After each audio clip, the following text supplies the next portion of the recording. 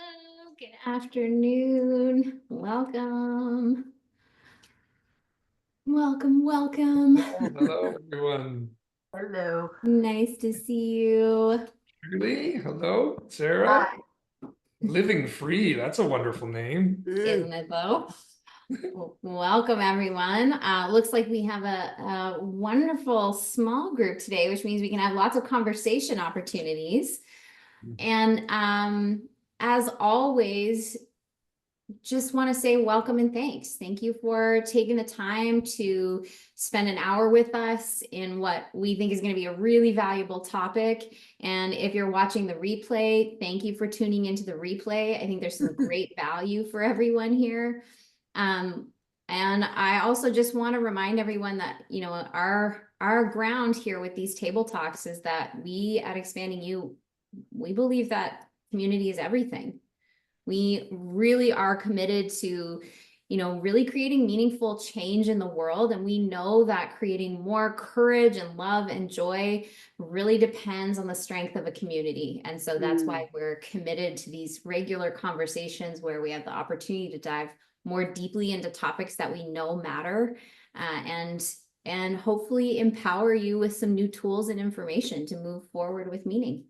So if you took part in our last table talk, I'd love to know if you were there, any takeaways. You can feel free to share that or pop it in the chat. And what was it about that topic that really appealed to you in the first place? Yeah. How about you, Lynn? What was your favorite part of our last table talk? Oh, so interesting. In fact, I was just reviewing some of the topics, like, you know, we did power struggles, we did taking it personally, and so on. Like, there's lots of pieces that have just been popping up once we sort of focused on them. It's kind of like your brain remembers what you focus on. And so all of that is, I'm struggling to think of what stood out.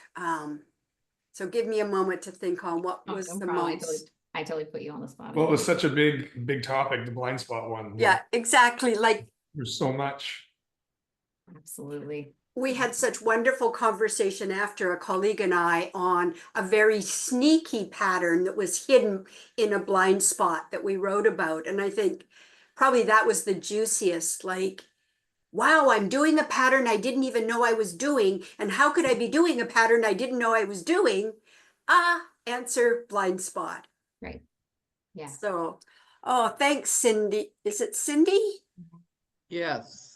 Oh, I appreciate just your, I was glanced over when you put your name there. I appreciate it. Hi, Cindy. Yes, welcome, Cindy.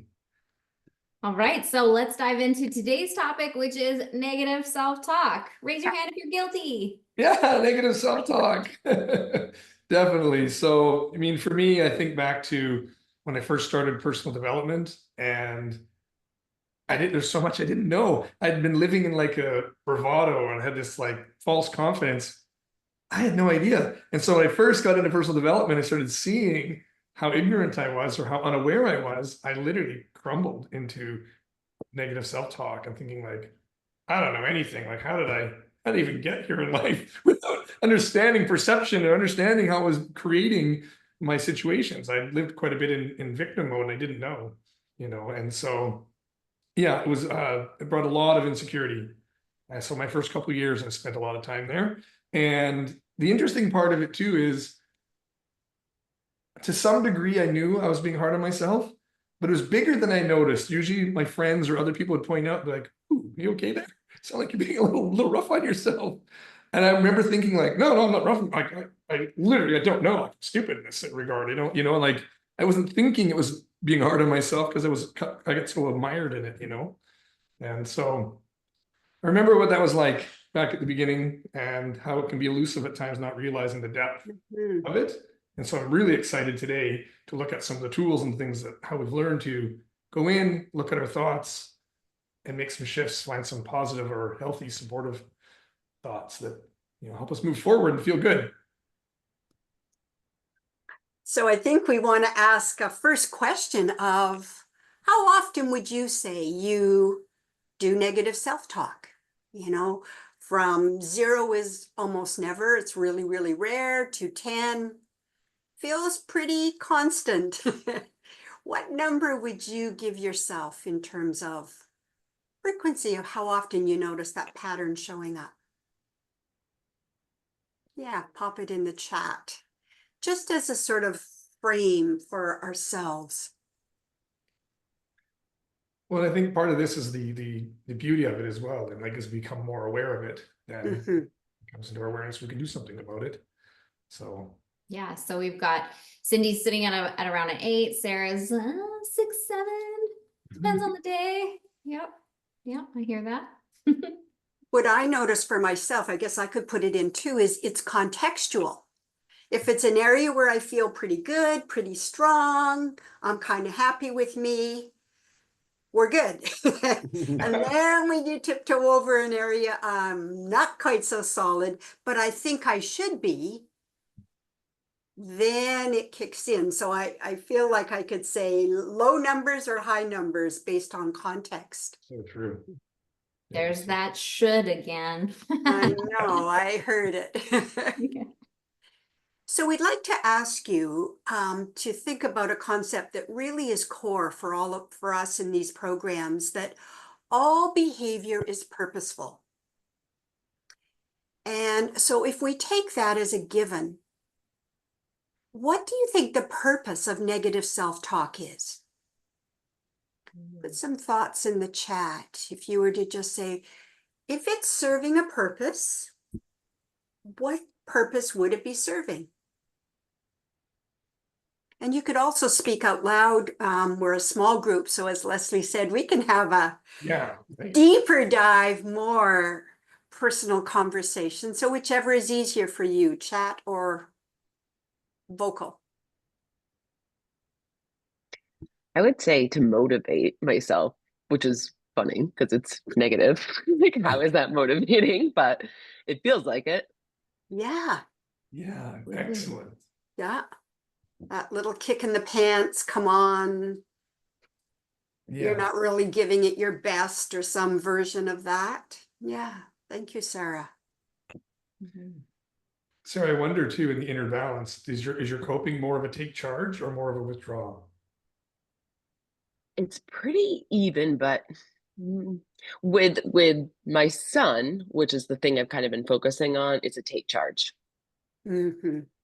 With what's going on with my parents, it's always a withdraw. So it depends. Yeah, I've noticed. Interesting to note the power dynamics that match seemingly with those coping patterns, right? More power, so I take charge. Maybe a feeling of less power, so I maybe withdraw more often. That's a interesting. Well, it also speaks to what Lynn was saying, different contexts of our lives, we show up differently. We feel that different amount of skill or resources or ability, so we show up differently. Okay. So we've got one purpose, which is to motivate me, to somehow say, try harder or whatever. Is there any other purpose that you can think of that negative self-talk might serve?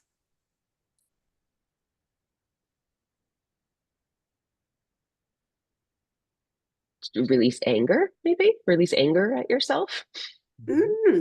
Nice. Just a way to kind of vent, let some thoughts out, that your anger, frustration kind of. So you become the punching bag, sort of, if you need something to push against. We're just in a, I don't know, can you hear me? Yes. And Yeah, okay. Excuse to just not do something. To use, Yeah. and that will, it's what I find sometimes. Yeah, just giving up. Right. Yeah, that's where my negative self-talk usually takes me. Is gives me a reason to not engage, to protect myself in some way.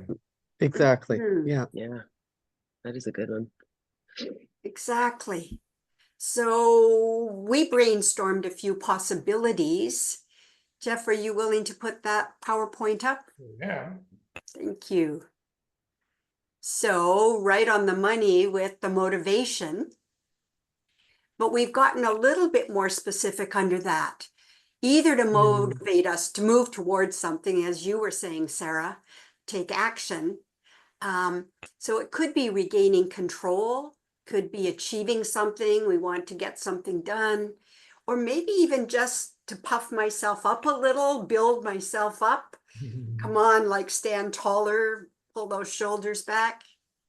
And then the other is what we call protection, the moving away. So maybe I start to criticize myself because I want to avoid failing at something. And it's a little along the line you were saying, Cindy, of I want to pull back, avoid, not do. But under that protection is often the fear of looking foolish. So I might put myself down because I don't want to step out of my comfort zone and either fail or look foolish. And a lot of times people will do that to sort of beat somebody else to the punch, pointing out that you're failing. I'm going to protect, and the other is keeping me small. Out of some, I don't want to be in the spotlight. I want to pull back, so I'll start to undermine myself with negative self-talk. Yeah. So then, yeah, shaming or guilting can be used for both. Either to shame ourselves into trying harder and motivating, or why we really should withdraw for protection. So let's just open up a little conversation. How are those landing for you? Makes sense. Yeah. And one of the things that we love is when we assume all behavior is purposeful, it really opens up in the mind. Then let's start looking for what it's serving.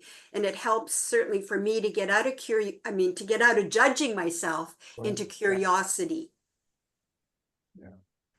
So where do we learn these patterns? Where did you learn them, for example, or where do you think other people learn them? Growing up, childhood, Yeah. a lot of them. Yeah. Yeah. I- Where there's some, sorry. I was Yeah, just gonna say, I Leslie. definitely had a lot of examples of even external negative self-talk around me, right? So it was kind of seemed like the norm. Right. Yeah. And it's sort of like you're absorbing it, aren't you? Like it may not even have been directed at you, but you're hearing it, seeing it done. Yeah. Yeah, it's amazing how much of that sinks into us that we're not consciously thinking we're absorbing. Thank you. The whole idea that we want to really look at is, understanding this pattern first before we start to shift something. We want understanding. And so why can you feel into what might be going on for somebody to use, as Leslie's saying, negative self-talk around her or around you?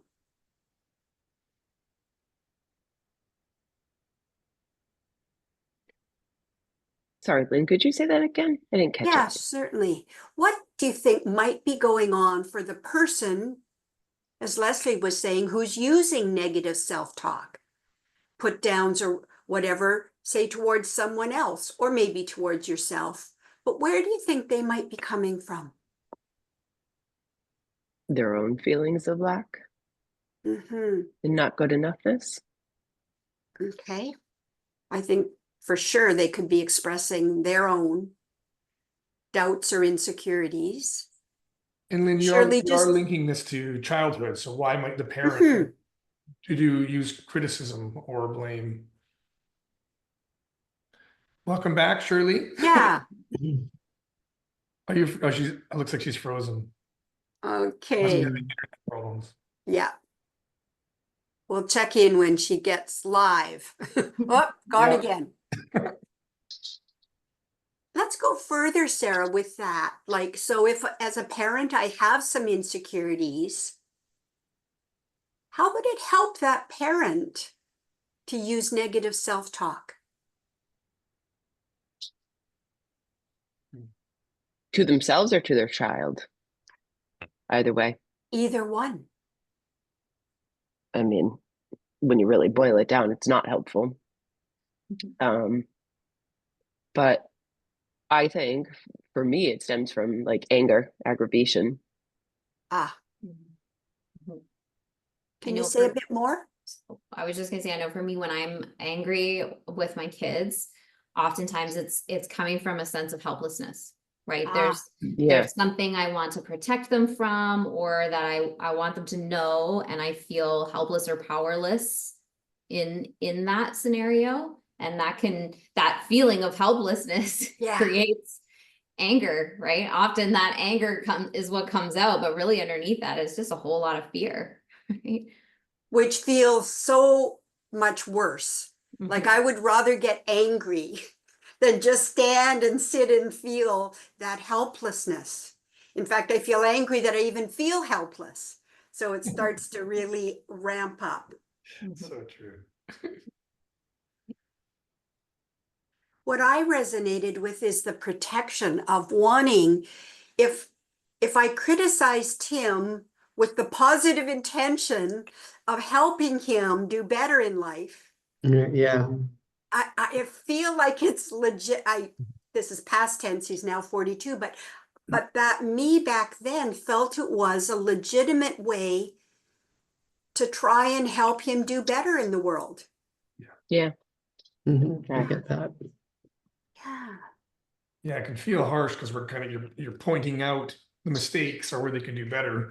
And if it's, I mean, I know there's a spot for learning and growth, but it can be too skewed one way. And then of course it is to motivate with that, hopefully coming from a loving intention, but that's not how it lands for the child for sure. And of course, because it's underpinned by some fear, it's hard for it to be received well. Yeah. And going outside the parent-child model, like I actually resonate with that more with my relationship. Like I definitely will, you could call it like nitpicky type stuff. And it's because I know they can do better, because I want them to do better, but it's the worst way to go about it. He does not like that. Right. So you see the intention to motivate is clear. Yeah. Yeah. Great. Right. Yeah. And let's go one layer deeper if we could, Sarah. So why is that a big deal for you? What, him getting mad about it or? No, him doing better. You're talking a relationship. Oh, I mean, lovely that you want him to be a better person or do better, whatever, but what's the part that's for you? right. Because it would be better for me, I guess, if he's better, right? Yeah. So it's selfish. Everything is. Yes. At the end of the day, we're only doing it because we're personally getting something out of it. There's no such thing as selfless behavior, right? There's Thank some you. win in Yeah. it for us. And because relationship reflects on both people, doesn't it? And so Yes. for most of us, you want to be proud of your partner. And so if they could do a little better, it seems legitimate to go in that direction. Yeah, thank you. Which is also same for the parent, wanting to be proud of the child. Yeah. Same mentality there, right? Yeah. That was my most humbling moment of realizing I was pressuring Tim so that I didn't look bad as a parent. I wanted him to, in this case, write a thank you note so that people would know he was a well-raised young boy. And when I realized, oh my gosh, I'm afraid of looking like I haven't trained him well, it was mortifying. And I just pulled back and said, I need to work on me on that point. This is my problem, not yours. Well, and so imagine, for example, I'm the child, and let's say we're at a store and I'm the kid who's on the floor throwing a tantrum because mom's not buying me the chocolate bar. Yeah. Right. So now mom's embarrassed and concerned about how she looks, and you're on the dirty floor, and we're in a grocery store. And so it's like there's panic, there's pressure. And so of course it makes sense that maybe the mom's lesser self shows up. And so now as that child, what am I learning about how to motivate? Right. Right? I'm learning that you go get up, you know, people are looking, right? Or you know, that there's this shaming or guilting. So I'm watching an external pattern and I'm internalizing that.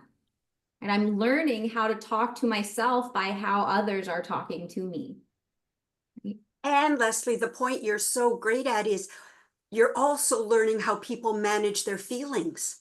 Because that example, the feelings that flood through for the mom with this child doing that on the floor.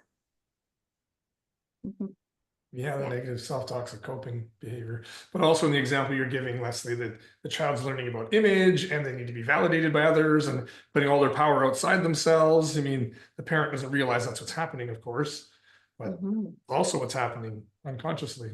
Well, exactly. And what's really interesting to consider is that when we're engaging in negative self-talk, it's actually a form of bypassing the real feeling.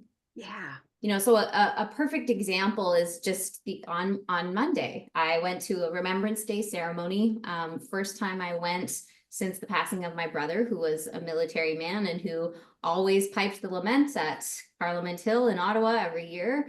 And that was my first time. And I got there and I heard the pipes start and so much grief came up for me. And my immediate response internally was to dive right into the negative self-talk, like, oh my gosh, like this is not about your personal stuff right now. Like pull your stuff together. You're here with the kids, you know, like people are around, you shouldn't be blubbering away. So that negative self-talk actually allowed me to bypass the grief, the feeling that was uncomfortable that I didn't really want to deal with in that particular moment. I was able to shift into something different by going for the negative self-talk. So what a perfect coping strategy to avoid an uncomfortable feeling. And Jeff will share an example. So that's more of the sort of protection version, right? I'm trying to protect myself from looking foolish, right? And simultaneously motivate myself to stay engaged and not run away, right? And as we work through our worksheet today, Jeff will share another really, really great example of how his negative self-talk created a bypass. That's a really interesting thing to consider, what we're skipping over when we're engaging in negative self-talk. And I think it's also important that we know that there's a benefit that's happening. There's a reason why our system is doing it. You know, otherwise the ego takes over again, and then we just keep pushing, like hide, repressing, or denying more parts of ourselves. So knowing there's a purpose opens a door then to go, okay, so how do I want to do differently? How do I want to handle life in another direction with some positive self-talk or supportive talk? So I'd like to go into our experiential exercise. So everyone please have a pen and paper and handy. Excellent, Cindy. And so I'm going to link. Yes, welcome back, Shirley, and hello, Michelle. I'm going to refer, like Leslie was saying, back to my example here. So I'm going to ask you to identify specific contact in your life where you find yourself engaging in negative self-talk on a regular basis. And in the opening I shared, when I got into personal development, how I got stuck in, I don't know. So I got in a whole bunch of negative self-talk. And what I'd like you to do is just take a moment and write down an area. What's an area of your life where you tend to get into negative self-talk? And once you're clear, I'd love to have a conversation about it. Just share what's coming up for you.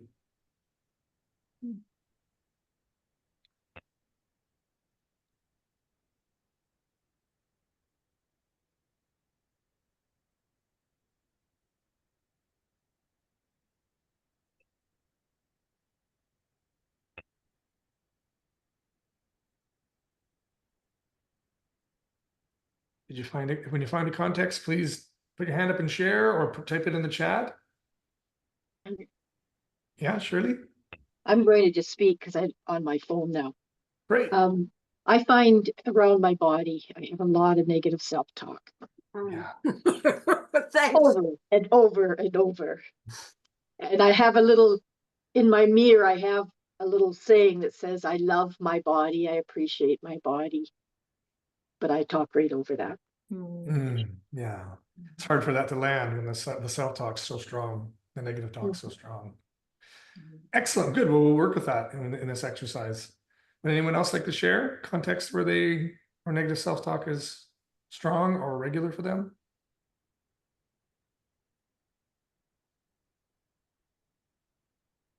I think I would say, oh, sorry. No, please. Sarah. I would say mine is a lot around like a vocation and feeling like I've been in this in the coaching realm now for 5 years and still can't exactly pinpoint exactly what it is that I do and not have that exact messaging yet. Like 5 years, come on. Like I have a lot of things I say to myself about that.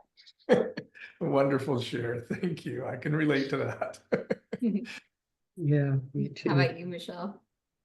Well, mine hits on something that came up in the VIP session last week and kind of feeding on me being late today too, but it's around being late and not being able to get to things on time and managing my schedule, and it just like starts pouring in like, here we go again. Right. Excellent. Thank you, Michelle. And did you want to share, Cindy? Yes and no. I'll do one. I think the work one too. I think, getting to a certain age, you feel like you should be in a certain place or that kind of thing. So I think I beat myself up a little bit there. And then just opportunities that I've, let go or whatever that, but can't live in the past. So that's it. But I think, work would be one for me because I know that I've capable of a lot more. Yeah. Good. So the extra shares you've added are going to move right wonderfully into the next question. And choose a specific thought that you frequently use in this context.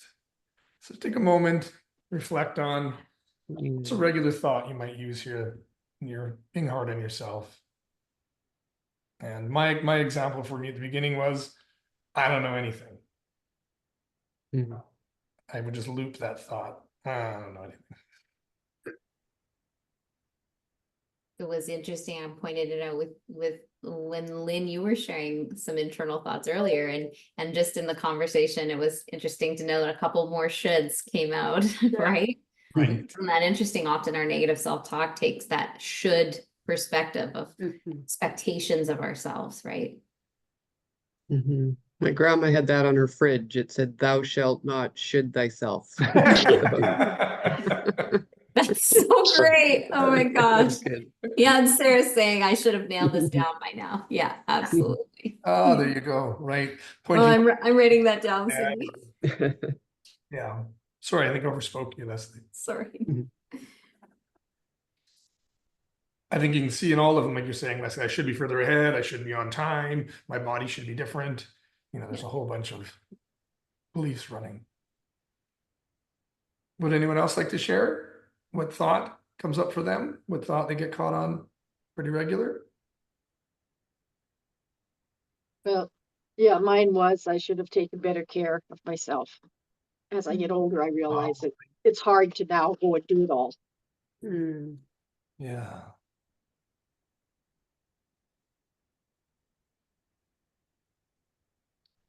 Cindy or Michelle, would you like to share, or I'll move on?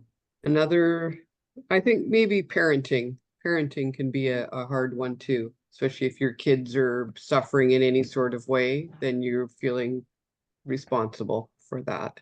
So so that would be another one. Okay, thank you.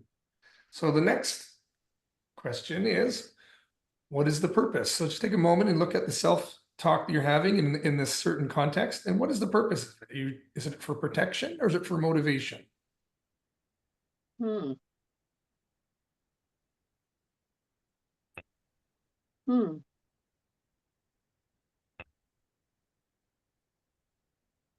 And Shirley, just to kind of recap, because you would have missed a little part of the conversation where we were talking about really that negative self-talk is serving one of two things ultimately. It's either me trying to motivate myself towards something, taking an action or a step, or it's protecting me. I'm withdrawing, trying to stay safe from something.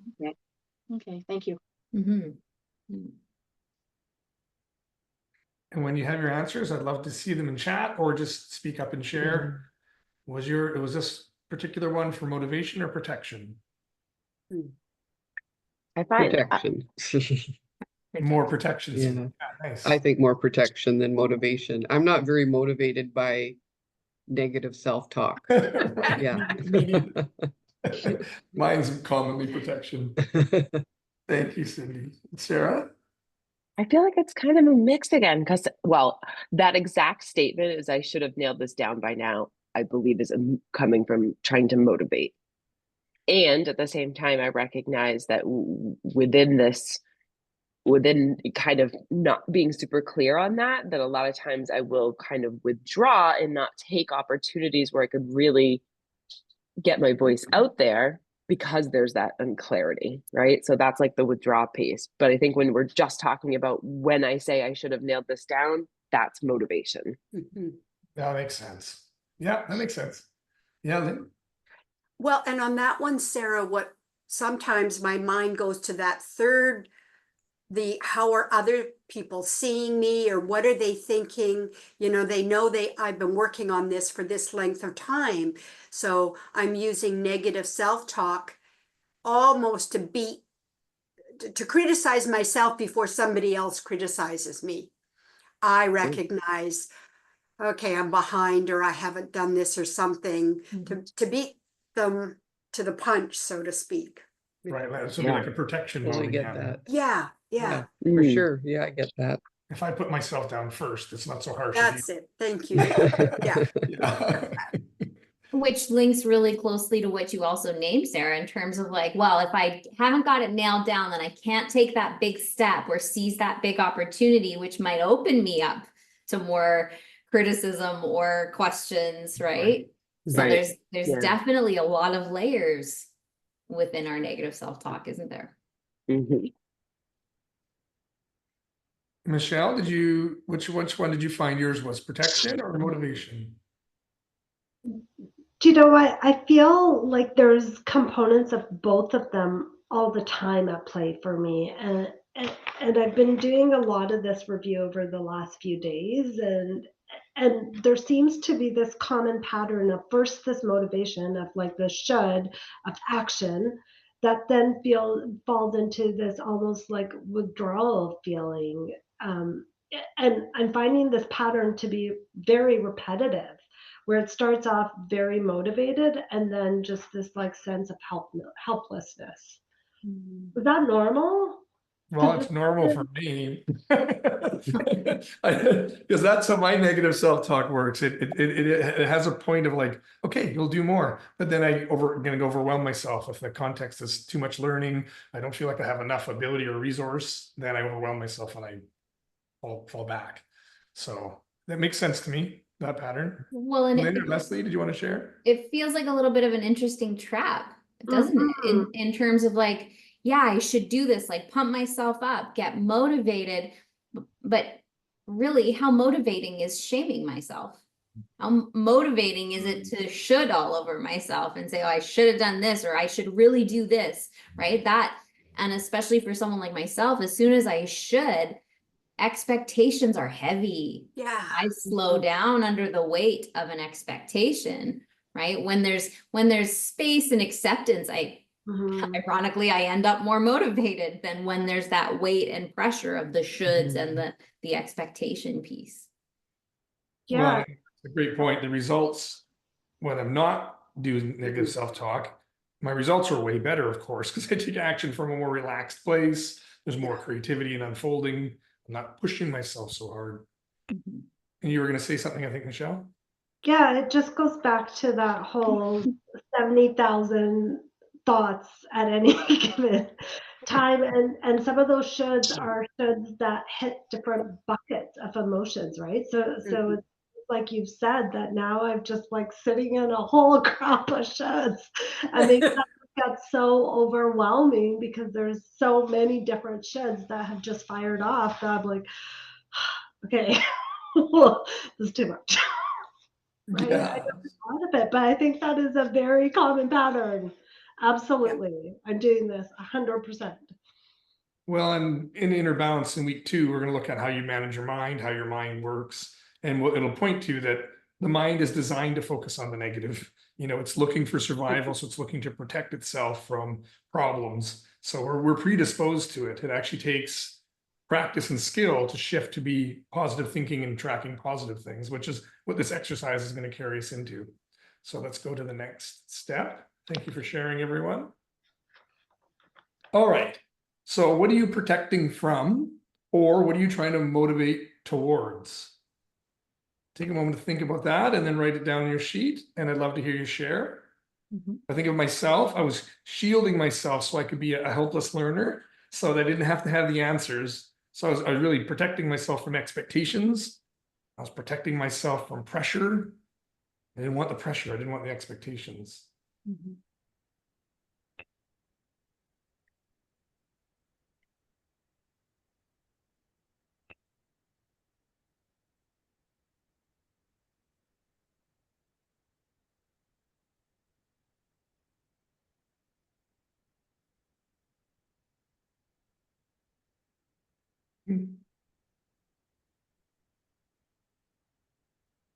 Sorry, Jeff. What it was protecting himself, and what was the other one?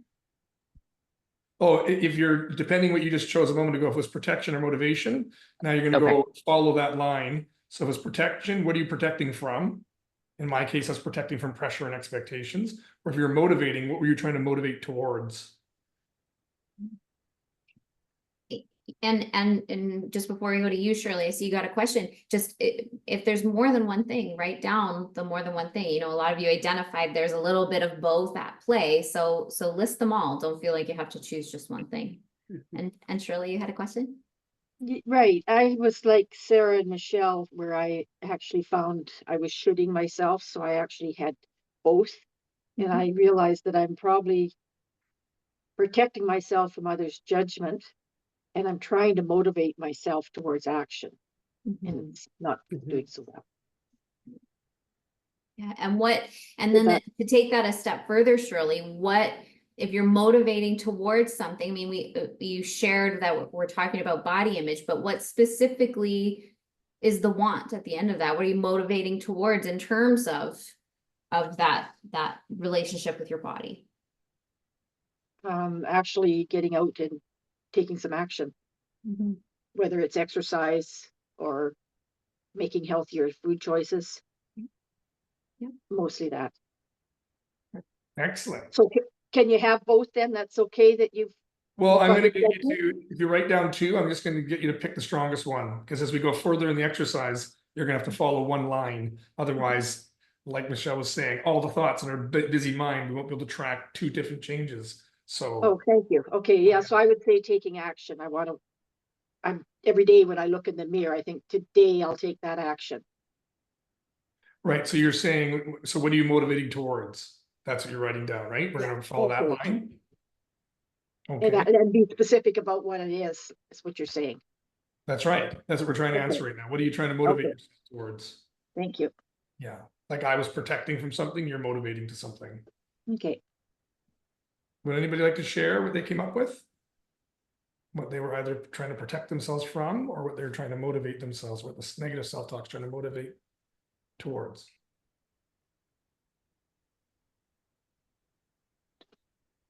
I'm having a hard time with this one.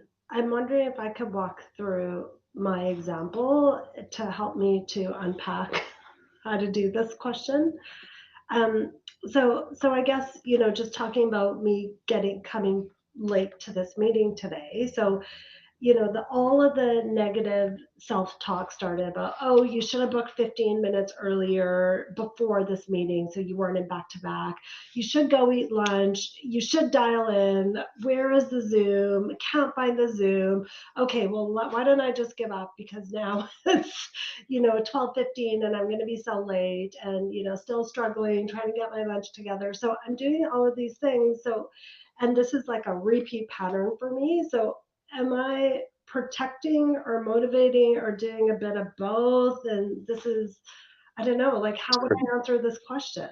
based on everything that was, all those thoughts that were going on in that moment. Am I protecting or motivating? Lynn, would you like to address that? I saw your hand up. Thank you. Well, what I would say is just start at the beginning. So the beginning ones I heard was, I should have planned better. I should this, I should that. Mhm. What was the purpose of, if those behaviors worked, what are they trying to help you do?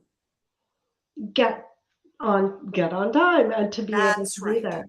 Yeah, So that's spur motivating. you on to, even if you can't quite fix it this time, at least I'm spurring you on to do better in the next hour of your day or the next whatever.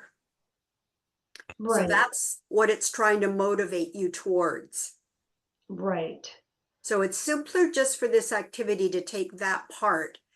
And then at the end, maybe we can talk about, you have actually a very interesting strategy that people are naming. So I'm gonna not, well, let's just finish the activity with Jeff. So Mm. what, so then what have you come up with your answer then? What is that trying to motivate you towards? What Get- Michelle said, to do better next time. Well, okay, so she was linking the time. So I was thinking it's to be on schedule, to be matching my schedule, to be more organized. The point is it's trying to motivate her to be more organized. I think that's what, was that?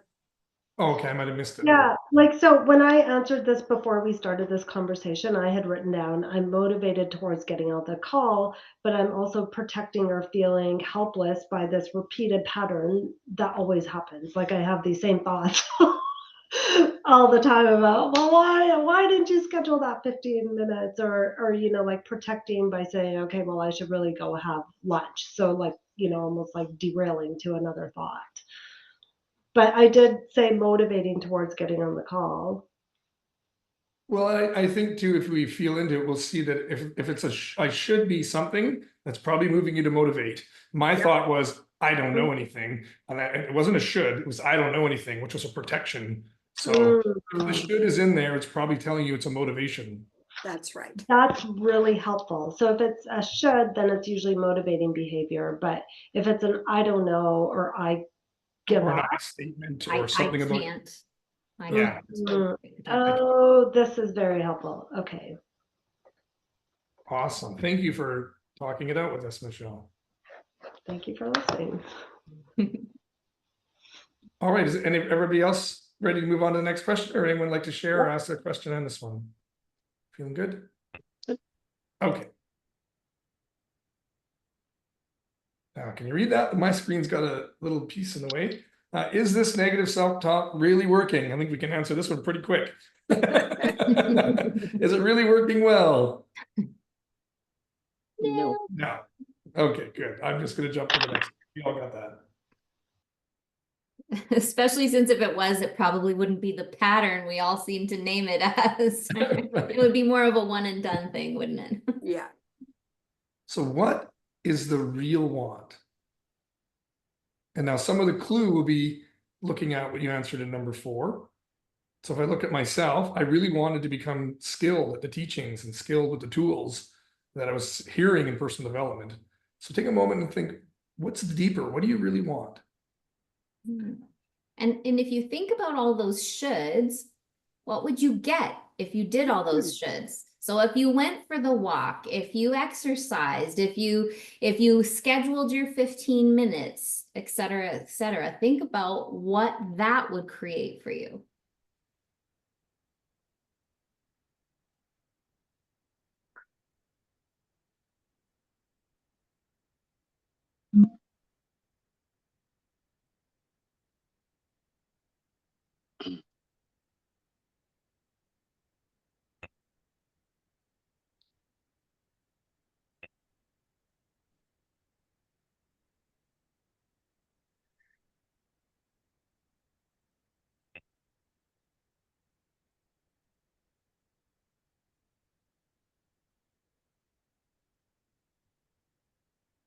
If you're ready, you can type in chat some what the real want might be, or please feel free to speak up and share with us what you've come up with.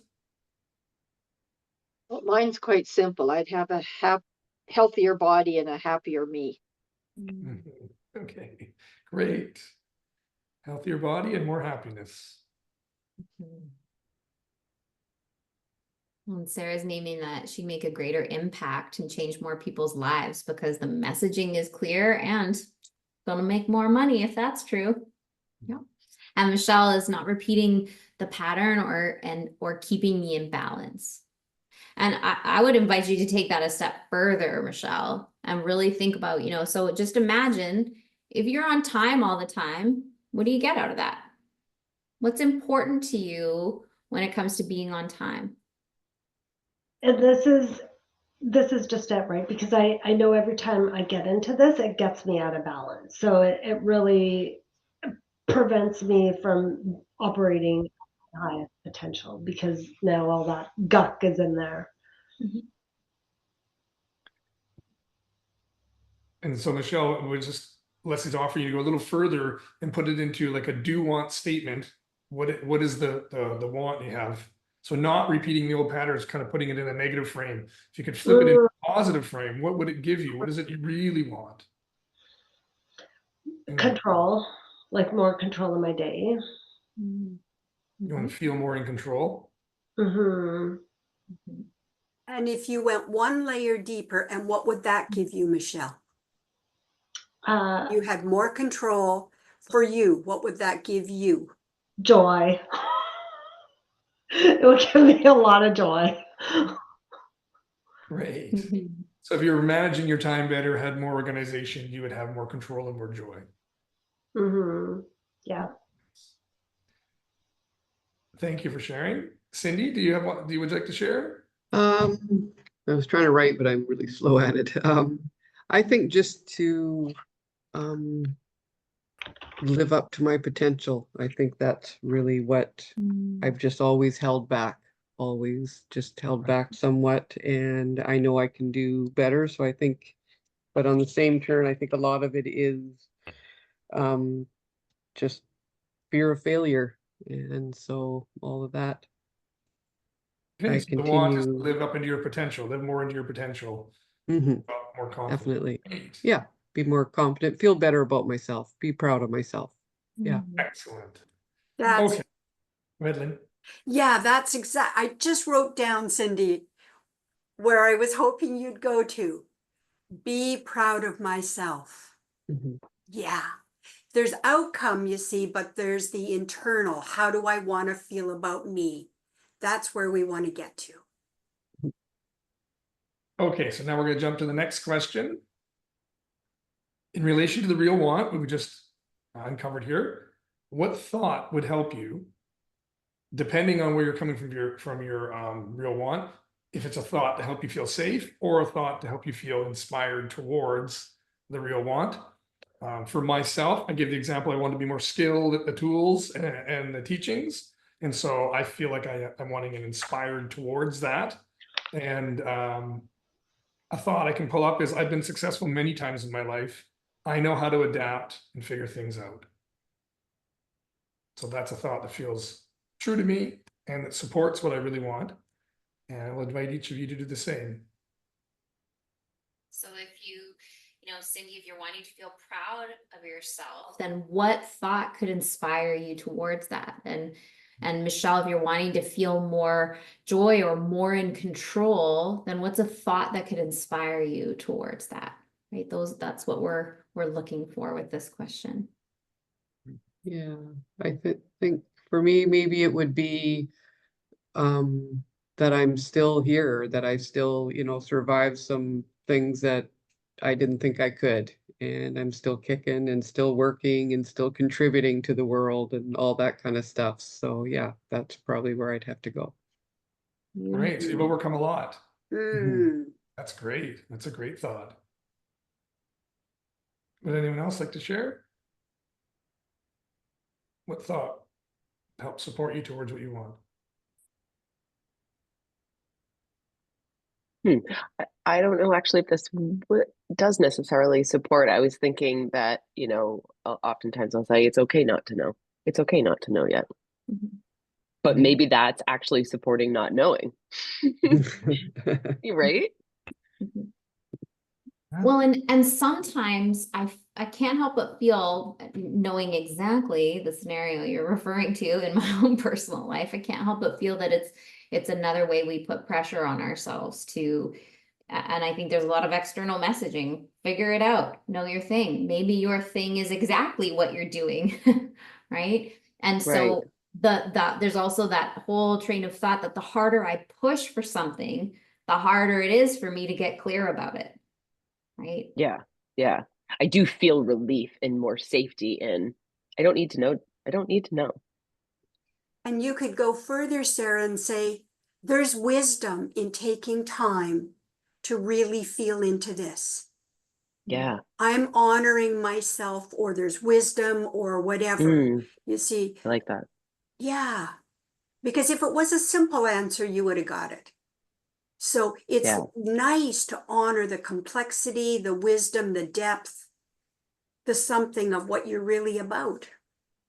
Yeah. Thank you. I like that a lot. Excellent. Yeah.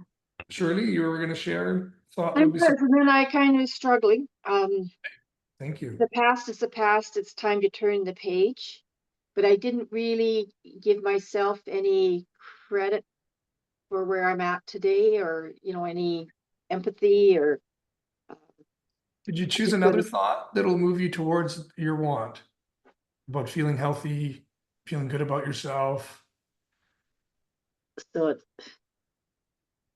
Do you see how that thought is not going to relate to feeling good about yourself or feeling healthy? It's just a statement you've, you know, Right. Right? But it's not actually So inspiring. even saying it's never too late to start is another statement.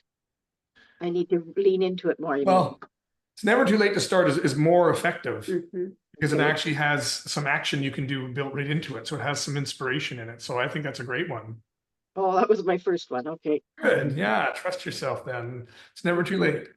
Never too Okay. late to start. So that simple is okay.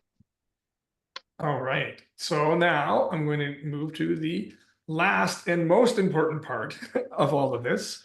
Look at the thought you've chose and pick 3 examples that support the thought. So what you're looking for here is like evidence in your life or specific experiences you've had in your life that support the thought. So Shirley, when you're looking at never too late to start, what are experiences you've had in your life where never too late to start is you've been successful with? You started something, okay. right? Yep. And same with Sarah, if you're looking at, you know, there's wisdom in taking time to really grok the information or grow. Where has that been true and successful in your life? And write down 3 examples.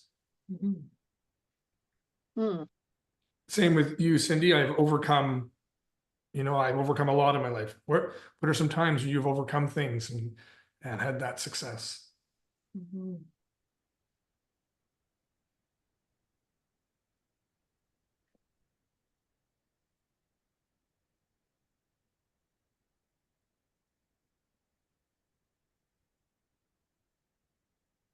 And so I guess I'm going to talk while you guys are doing it, but I have a little list of ones I wrote down for myself. So I learned to make a very successful living at playing a game. I played poker for 10 years for a living. So I'm good at adapting and figuring things out. I finished top of my class when I did my appliance and refrigeration. I'd never done it before, and I got finished with 97%. These are examples of where I've been successful in my life. Been able to grow. These little pieces of proof are so important for us because that voice, that negative self-talk voice, is trying to tell us we're not good enough. And this is a way we're essentially convincing ourselves, we're demonstrating, yeah, I hear what you're saying, but here's the proof to the opposite, right? And Jeff just illustrated how you can go outside of the current context. Like it's never too late with Shirley. She can go to other situations, other types of things she's done to support her system in remembering, oh, I have embodied that concept. Yeah, it's just like you were referring to earlier, Lynn, right? Sometimes in an area where you you've got skills and experiences and evidence, you don't have the same degree of negative self-talk, right? So we can draw on those areas of our lives to help us out in the other areas where we're struggling more. Did everybody get 3 examples? Yeah. Thumbs up. No. What happened, Sarah? How many did you get? I don't know. I only have one so far. Okay. Mine was that I had just read about this woman, Carmen Herrera, who sold her very first painting at the age of 89. And she became a famous painter at 89. So not that I want to wait that long, but you know, I guess it's never too late, right? Like it will come when it's meant to come. What about in your Sarah? What about in With your that? What about in your own life situations where you've maybe been slow to pick up something, but then later got, oh, wow, actually, I did really good. I'm glad I didn't rush too quickly into that. Because the thought you seem to be resonating with, Sarah, is there's wisdom in taking my time. Yeah. Can you think of any decision you made and you took your time and you were glad you did? Having a child. Exactly. Great Oh my example. gosh. Absolutely. That's a huge example. Yeah. I Yeah. mean, having a child at under 20 38. is really challenging. Under 30 could be challenging. Like, good. And I know we're running low on time. So that I mentioned all of you, getting at least 3 points is really important. Like I was saying earlier, our minds are predisposed to negative. So we want to give lots of positive support of times and experiences in our life that support the new thought so that our mind can go quiet and go, okay, that's true. We can do that. And now we have affirming positive self-talk that's real, not just grabbing something from the ether and saying, yeah, throwing out an affirmation that doesn't resonate. This is actually true in your life. And it's like, you know, Shirley, with that, the words you have on your mirror, if they don't really resonate for you, if there's still a part of you that doesn't believe them, then they're not really going to be very motivational, right? So the idea of these pieces of evidence is to give us something we can genuinely believe in, right? Rather than feeling like we're faking it. We really want to be able to believe it. And in this exercise, I think one of the things that's so key is just understanding that underneath the negative self-talk is a want, right? What is it that I really want here? And that can really help me understand what's going to help me get there, right? That's a great question. Michelle's just asking if the 3 thoughts should pinpoint to a specific incident that I recall and feel. And I would definitely say if you can remember a specific incident and have emotions attached to that, that's going to enhance the power of that statement for sure. And start with what you can find, right? For sure. But definitely the more emotions we can connect into, the more we can remember a scenario and the benefits from it, then the more helpful that's going to be for sure. It might be another frame of it. If you just take the thought, the positive thought, say the thought, and then this is true because, and then look for any evidence in your life that supports it. That's what we're doing. Yeah. And I got to run up and write on my mirror. that's right. Before we end, I wanted just to give Michelle an offering in how you're getting stuck, which is you've got the shoulds of what you should do, and then you get the overwhelm, okay? And that's really like foot on the gas, should get moving, foot on the brake. Oh my God, I can't handle all of this. Imagine driving with foot on the gas, foot on the brake. We're saying, pay attention to the shoulds and look at what you really want. Just stay with that. Don't cycle into the whole, because otherwise you absolutely will stall. Amazing. Amazing. Really great, everyone. Yeah. Oof. Cindy, I have a quick question for you. Did you come through our Luma event, or how did you find us today? Well, through Leslie, I've done some of the excellence courses, so I noticed on her, so I signed up when I saw that, so I thought I'd give it a, yeah, that's why it says living free. I've got to figure out how to change that. Well, thank you for joining us today. It's nice to see a new face. And I know we're out of time, so I was hoping to get a little more feedback from all of you, but I hope that you guys really enjoyed the exercise going through and noticing how you feel after when you have the new thought and you have 3 examples of the Yeah. truth of that thought. Notice where your energy's at and how you're now in a position to be inspired to do different. See a lot of How you- smiles right now. Yeah, lightens you up a bit. Yeah. Mhm. Yeah, this was excellent. Mhm. Great, Michelle. Thank you. Shirley, did you want to say something as we're Yeah, closing? today was amazing. I'm so glad I could get back in. Do you think we could also do a table talk on time management one day? That's- As old as I am, Writing I'm it still down. struggling. I'm still struggling. Well, I think Michelle would like that too.